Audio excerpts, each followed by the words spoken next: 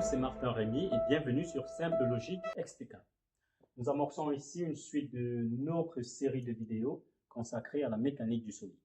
La notion qui nous intéresse aujourd'hui est celle du théorème généralisé de Huygens. On va voir ici dans cette courte vidéo comment se familiariser à ce théorème qui nous permet de faire une translation ou du moins qui nous permet de définir en fait un lien entre différents tenseurs d'inertie exprimés en deux points différents de notre solide. Donc, nous avons notre solide de base qui est là, notre solide d'étude qui est bien sûr étudié par rapport à la base OXYZ que j'ai mis là. Donc, notre solide couvre un domaine oméga, dans l'ensemble de notre domaine oméga, et sa frontière qui est là, on va dire, on va l'appeler des rangs oméga. Mais cela n'a pas d'utilité par rapport à ce que nous allons faire maintenant. Nous allons supposer que, ce qui est vrai, notre solide possède un centre d'inertie qui est là, que je vais appeler G. Nous allons prendre un point quelconque, A par exemple, appartenant à notre solide qui est là.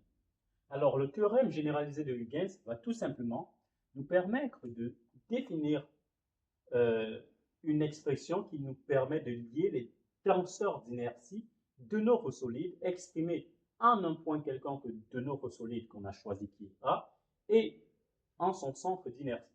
Donc là, nous avons A qui est là, on va dire qu'en A, on peut définir le tenseur d'inertie IA de notre solide.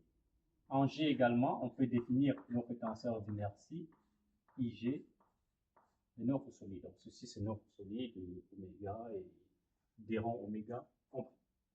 Alors on va prendre un axe quelconque.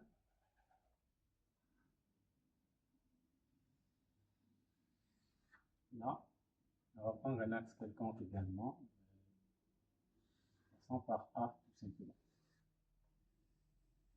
Donc on sait que, connaissant déjà notre tenseur d'inertie, il est plus facile pour nous de passer par lui pour calculer le moment d'inertie par rapport à un axe connu, parce qu'on connaît son vecteur directeur bien sûr. Donc maintenant, rappelons un peu les expressions que nous avons déjà obtenues pour les tenseurs d'inertie que nous voulons lier. On va prendre IA.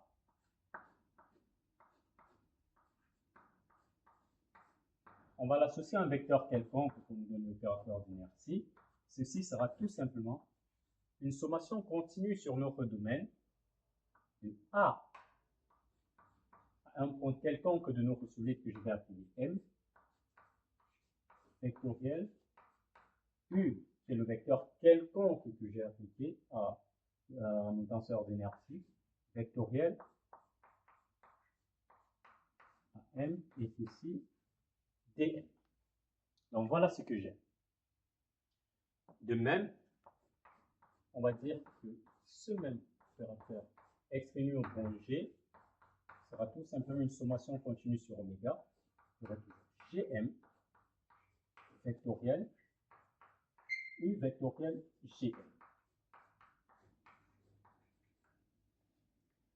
Maintenant, on va faire un lien entre les deux. Je vais partir de IA et je vais essayer de ressortir IG.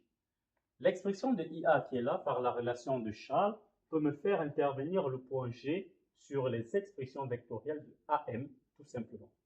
Ça veut dire là, I A de notre solide, I A U, ne sera rien d'autre qu'une sommation continue de quoi? Je vais prendre AM et je vais introduire le point G. Donc là, j'aurai un AG plus un GM.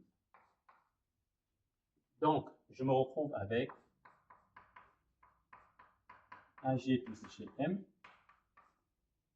vectoriel U vectoriel AG plus GM.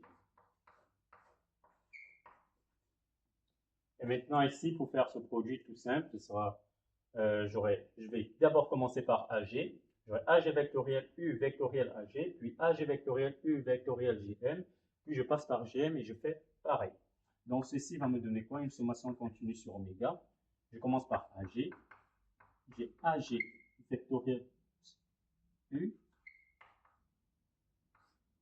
vectoriel AG, là j'ai dm, plus une sommation continue toujours sur oméga, je suis toujours avec AG, j'ai AG, vectoriel U, vectoriel Gm maintenant. Ceci dm. J'ai fini avec AG, maintenant je vais partir à Gm. Plus une sommation continue sur oméga, on fera exactement pareil. Gm vectoriel U vectoriel AG, dm, plus une sommation continue sur oméga de Gm vectoriel U vectoriel Gm dm. Maintenant, on va analyser respectivement chaque terme intégral qui est là et ressortir l'expression finale qui va nous permettre de relier les deux opérateurs d'inertie ou tenseurs d'inertie. Donc, regardons par exemple ceci. On va analyser chaque vecteur. U, déjà, c'est un vecteur quelconque. Et on sait que lorsqu'on a une intégration de cette sorte, elle agit uniquement sur les variables, peu importe que ce soit scalaire ou vectoriel, qui dépendent des points de notre domaine. Ça veut dire, lorsque je fais une sommation continue sur oméga, je vais uniquement, ceux qui sont impactés par cette sommation continue sont ceux qui vont dépendre des points de mon domaine. U, c'est un vecteur quelconque, ça veut dire que lui ne va pas dépendre des points du domaine. AG, je veux une liaison entre IG de S et IA de S, alors la position de A et G est déjà connue. Ça veut dire que AG est un vecteur qui est connu. Donc, je ne peux pas en avoir besoin. Donc, lui, en fait, il ne peut pas dépendre des points du domaine. Là également, AGU connu. Par ailleurs, par contre, on a GM. M est un point quelconque du domaine. Donc, ici, on aura bien un terme qui va faire intervenir tous les points du domaine, en sommation continue, bien sûr. Donc là, on aura bien l'action de notre intégration. Il en est de même là et là aussi. Donc maintenant, essayons de revoir ce que donne chaque quantité intégrale. Commençons par le premier. La première quantité intégrale, c'est une sommation continue sur oméga, AG, vectoriel U, vectoriel AG, dm. AG ne dépend pas de oméga. U est un vecteur quelconque dont ne dépend pas des points d'oméga. AG, on a déjà dit qu'il ne dépend pas de oméga. Ça veut dire que ceci, c'est encore exactement comme si j'avais AG, vectoriel U, vectoriel AG, intégrale sur oméga, dm. Et ceci va tout simplement me donner M, parce que ceci c'est la masse totale du système, M je multiplie AG, vectoriel, U vectoriel AG. On a fini avec la première quantité intégrale, passons à la deuxième. Intégrale de AG vectoriel U vectoriel Gm. Sur oméga bien sûr, c'est AG vectoriel U vectoriel Gm dm. La sommation continue ne s'appliquera pas sur AG ni sur U, alors on aura directement AG vectoriel U AG vectoriel U vectoriel, mais là nous avons M, ça veut dire que la sommation continue va s'agir. On va agir ici, Gn, dm, tout simplement. Maintenant, que vaut l'intégrale de Gm dm? Je vais tout de suite vous spoiler, cela donne le vecteur nul. Mais pourquoi ça donne le vecteur nul? Rappelez-vous, lorsqu'on cherchait par rapport à une base au x, y, z, par exemple, les coordonnées du point G d'un solide quelconque, nous avons. Qu'est-ce qu'on disait? On disait OG est encore égal à quoi? 1 sur la masse totale de notre système, qui est encore l'intégrale de sommation continue sur oméga de dm, fois l'intégrale sur notre domaine de OM et où M est un point quelconque, ça peut être P, ça peut être M, je mets ce que je veux, sachant que M est un point quelconque du domaine. Maintenant, dans cette expression, si je remplace simplement O par G, qu'est-ce que j'obtiens? J'aurai tout simplement GG qui s'égale à 1 sur M intégrale de Gm dm. C'est exactement comme si j'essayais de localiser la position, ou bien de localiser mon centre d'inertie à partir du centre d'inertie. Donc ceci, bien sûr, en fait, c'est le vecteur nu. C'est la raison pour laquelle ici, bon, comme la masse elle est non nulle, alors la quantité intégrale ci, intégrale sur oméga de Gm dm sera tout simplement nu. C'est la raison pour laquelle toute cette intégration va tout simplement nous donner le vecteur nul, parce que l'intégrale de Gm dm est tout simplement égale au vecteur nul. Il en sera de même pour la troisième quantité intégrale que nous avons là. Donc U ne dépend pas des points du domaine, AG pareil, donc on aura toujours une sommation continue de Gm dm. Donc on va le noter ici, Gm vectoriel U vectoriel AG dm. Ceci sera encore écrit comme une intégration, une intégrale de Gm dm sur oméga vectoriel U vectoriel AG. Et ceci étant nul, alors tout ceci est tout simplement nul. Il ne reste que le dernier terme. Le dernier terme, qu'est-ce qu'on peut constater? Le dernier terme, c'est lui que nous avons là. Une sommation continue de Gm vectoriel U vectoriel Gm, c'est-à-dire Ig de notre solide appliqué à U. Ça veut dire qu'on peut revenir là, annuler ces deux quantités intégrales, et il ne va rester que ceci qui nous donne la masse fois la quantité que nous avons là, et le tenseur d'inertie exprimé en G. Ça veut dire qu'au final, on peut écrire la relation suivante.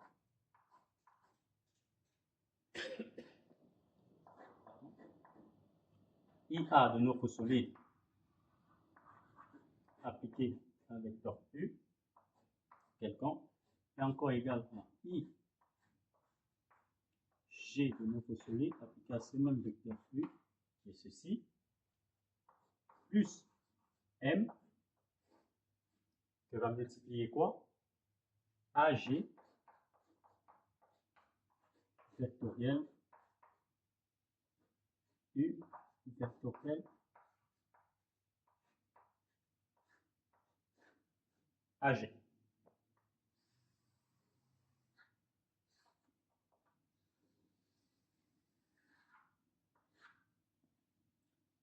Tout simplement. Donc là, nous avons bien sûr un lien entre le tenseur d'inertie d'un solide défini en un point de mon solide, en un point quelconque qui est A, et le tenseur d'inertie de mon solide est défini au centre d'inertie de ce dernier. Donc nous avons cette relation, et c'est cette relation qui constitue ce qu'on appelle le théorème généralisé de Huygens, qui nous permet de faire une liaison entre ces deux tenseurs d'inertie. Maintenant, si on essaye de l'exprimer de façon matricielle, qu'est-ce qu'on obtient?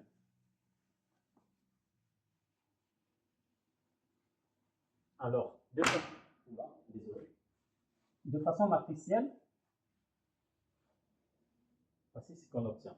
On connaît déjà comment s'exprime IA en fonction de IA de notre solide. On aura une matrice 3 x 3, tout simplement. On aura une matrice 3 x 3. Donc, on connaît déjà les termes. On sait qu'ici, j'ai intégrale de y carré plus z carré dn. Ici, j'ai moins intégrale de x, y dn. Ici, j'ai moins intégrale de x, z dn. Ceci est bien sûr calculé. Les x, y et z que vous voyez là sont pris, bien sûr, à partir de A. Donc, ici, j'ai toujours moins intégrale de x, y dn. Ici, j'ai intégrale de x carré plus z carré dn. Là, j'ai moins intégrale de y z dn. Ici, j'ai moins intégrale de x et z dn, produit d'inertie, moins yz dn. Et ici, intégrale de x carré plus y carré dn. Donc ceci, on va dire qu'appliqué en A, va tout simplement me donner ceci. Lorsque je le calcule par rapport à A, va simplement me donner le tenseur d'inertie vu du point A. Et maintenant, si on prend U comme étant un vecteur quelconque, disons alpha, bêta, gamma, on me dit que ceci va tout simplement me donner la même expression que j'ai là, mais relativement à G. Donc j'ai la même matrice qui est là, mais définie depuis G. Donc je peux remplacer les X par des X', Y par des Y', et Z par des Z'. Là j'ai alpha, bêta, gamma toujours. Plus maintenant une quantité M multipliée par tout ceci.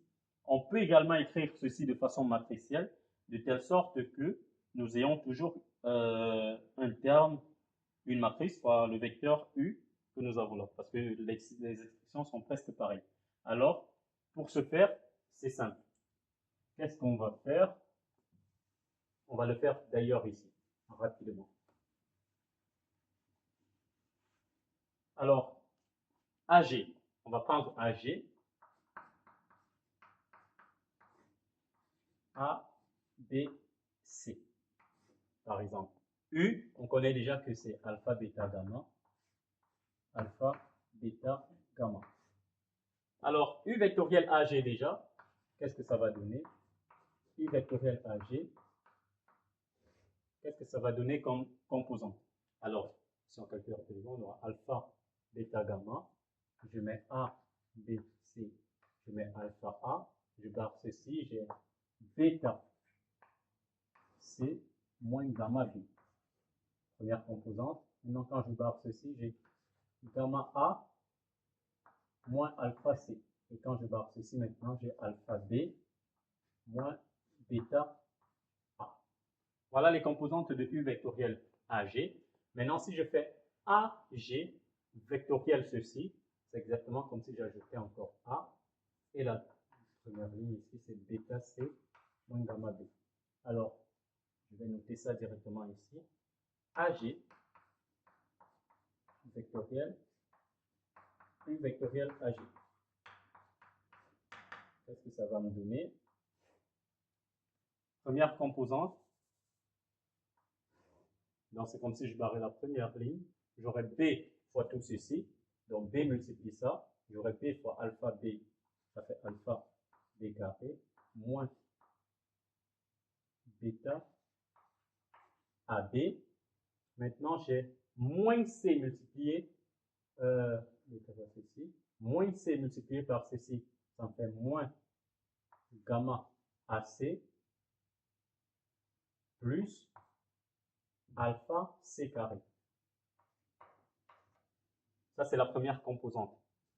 Donc, deuxième composante, je barre maintenant la deuxième ligne.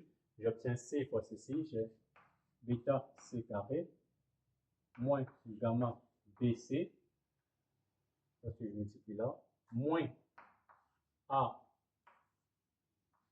AB alpha plus bêta A carré. Maintenant, la dernière ligne, c'est simple, ça me fait A fois tout ceci. J'ai du gamma A carré moins alpha AC. Et maintenant, lorsque je prends ça, ça fait moins B moins bêta BC plus gamma B carré. Toutes ces composantes peuvent s'écrire comme une matrice fois le vecteur alpha, bêta, gamma.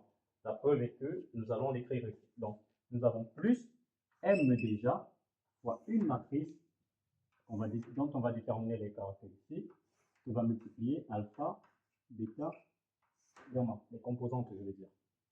Donc ici, qu'est-ce qui multiplie alpha tout simplement? J'ai B carré là, alpha et C carré. Donc j'ai alpha B carré plus alpha C carré, ça fait alpha facteur de B carré plus C carré.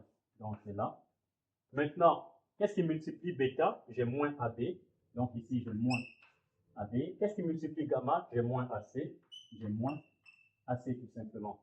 Alors, on voit bien comment ça s'enchaîne également. C'est comme si ici j'avais la ligne, c'est exactement comme ceci. C'est comme si ici j'avais la ligne A, et là j'ai les produits BC. Ici, pareil, j'aurai moins AB, et là, comme je suis à la ligne B, j'aurai plutôt A carré plus C carré, et ici, qu'est-ce que je suis? J'aurai moins BC. Et là, j'aurai moins A C. Ici, j'ai moins BC. Et là, j'aurai tout simplement A carré plus B carré. Et si vous voyez bien, ça correspond à ce qu'on a. Moins AC alpha, moins AC alpha, moins BC gamma, moins BC bêta, moins BC bêta. Et j'ai gamma facteur de A carré plus B carré. J'ai gamma A carré plus gamma B carré. Donc, vous voyez que tout ceci représente en fait l'écriture matricielle du théorème de Huygens général ici. Il me suffit juste de savoir bien calculer les termes qui sont là. Ceux qui sont ici, X, Y et Z, sont calculés par rapport à A, et tous ceux qui seront là, exprimés exactement pareil, seront calculés par rapport à G. C'était tout pour cette vidéo. C'était Marc Rémy. Vous étiez sur Simple Logique Explicable. S'il y a une incompréhension, n'hésitez pas de la faire par un commentaire. Je sais que nous sommes encore sur la partie cours, mais ne vous en faites pas. Il y a une grande partie qui vient après qui sera uniquement consacrée aux exercices corrigés. J'en ferai un tas de vidéos. Rendez-vous à la prochaine. Au revoir. Ciao.